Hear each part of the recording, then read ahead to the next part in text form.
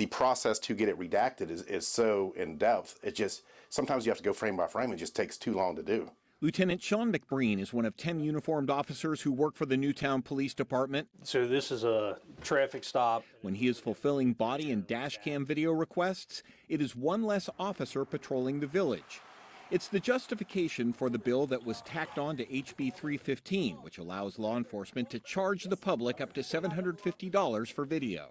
When you are doing this, who is taking your place on the street? Hopefully we have somebody here. Our department's small, and it is really a challenge sometimes because it is so time consuming. I feel like it damages the public's trust because it feels like the government is putting walls up and not wanting to have things exposed to them that needs to be exposed. And also, one of the other things someone said earlier about the cost is costing the government time, but look what it's costing us. If we don't have that, it's costing us the rights, justice, and it's costing a life. Roll to your stomach now! Dr. Shauna Barnett was the sister of Andre Hill, who in 2020 was shot and killed by Columbus police. The officer was eventually fired and convicted of murder. The main evidence in the case was the body cam video worn by the officer.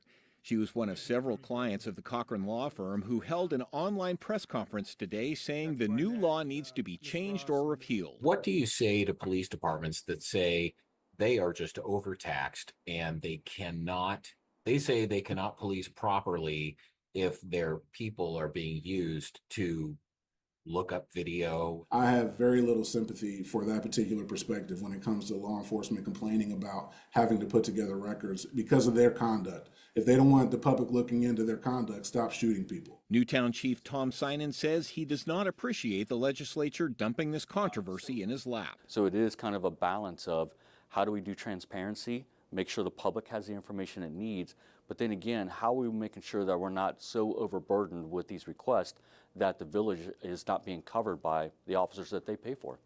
So what are you going to do? We're not positive yet. Thanks for checking out Local 12's YouTube channel. Click the links and hit subscribe so you can be notified anytime we post new stories.